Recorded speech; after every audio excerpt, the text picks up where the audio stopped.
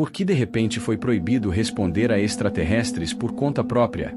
Porque o físico Stephen Hawking disse antes de morrer uma frase marcante: somos como tolos andando por uma floresta escura carregando lanternas. Recentemente, a ONU teria orientado que, caso um sinal extraterrestre fosse detectado, ninguém deveria responder imediatamente. O procedimento seria manter sigilo e comunicar às autoridades competentes. Na mesma época, os Estados Unidos divulgaram documentos relacionados a UFOs acumulados ao longo de quase 80 anos.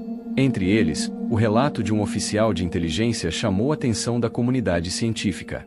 Mas qual seria a verdade? Talvez o universo não seja uma grande família interplanetária. Talvez seja uma floresta escura, onde cada civilização carrega uma arma e qualquer uma que revele sua posição corre o risco de desaparecer. A organização responsável por essa orientação é a International Academy of Astronautics, uma das instituições científicas mais respeitadas do setor espacial.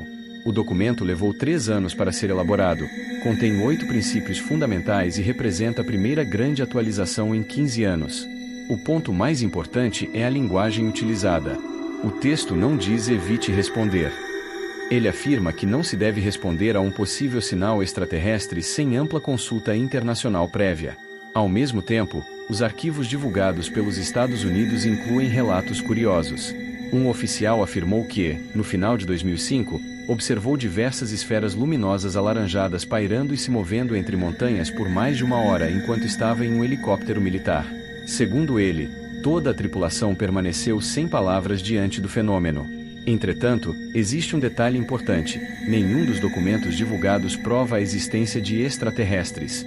Da mesma forma, nenhum deles prova que extraterrestres não existam.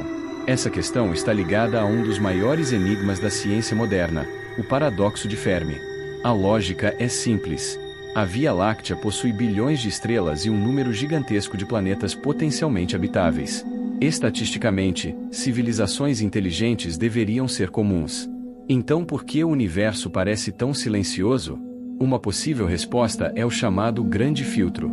Segundo essa hipótese, existe alguma etapa extremamente difícil no desenvolvimento da vida inteligente, e a maioria das civilizações nunca consegue superá-la. A pergunta assustadora é: esse filtro está atrás de nós ou à nossa frente? Se estiver à frente, ameaças como guerras nucleares, colapso climático ou inteligências artificiais fora de controle podem representar obstáculos reais à sobrevivência da civilização. Mas se o filtro já ficou para trás, então a própria existência humana seria algo extraordinariamente raro. A evolução da vida, desde moléculas simples até uma civilização tecnológica, teria sido um acontecimento extremamente improvável. Outra possibilidade é que a vida extraterrestre seja completamente diferente do que imaginamos. Toda a vida conhecida na Terra é baseada em carbono. Porém, alguns cientistas especulam sobre a possibilidade de formas de vida baseadas em silício. Se tais organismos existirem, eles talvez vivam em ambientes que consideramos totalmente inabitáveis, dispensando água líquida e oxigênio. Nos últimos anos, o telescópio espacial James Webb detectou sinais químicos interessantes na atmosfera do exoplaneta K2-18b.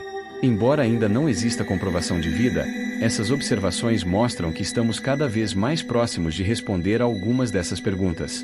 Mas existe uma hipótese ainda mais perturbadora: a hipótese da floresta escura.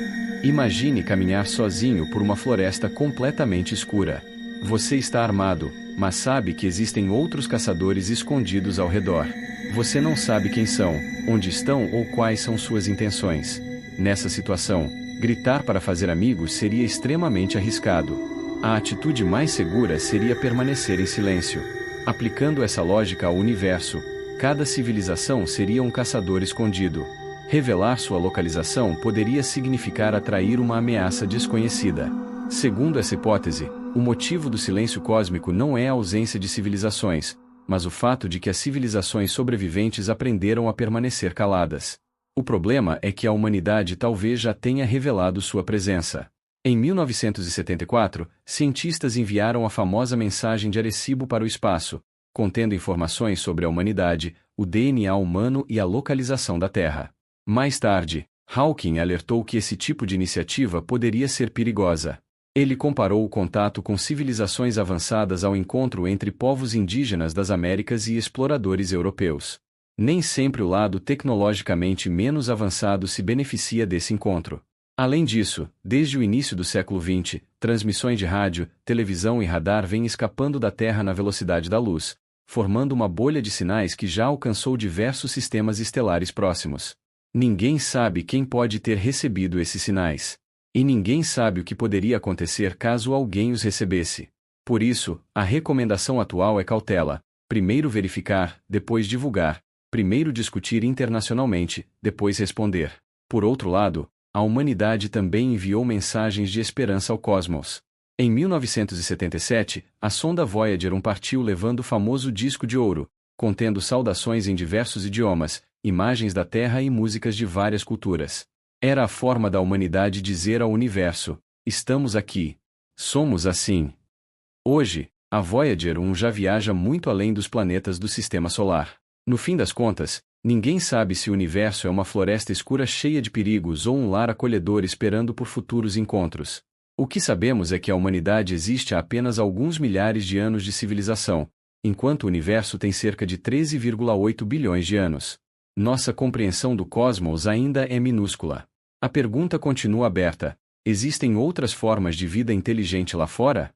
Até hoje, não há prova definitiva nem de que existam, nem de que não existam. Enquanto isso, cientistas continuam debatendo uma questão que deixou de ser apenas tema de ficção científica e passou a ser uma possibilidade levada cada vez mais a sério pela comunidade científica mundial.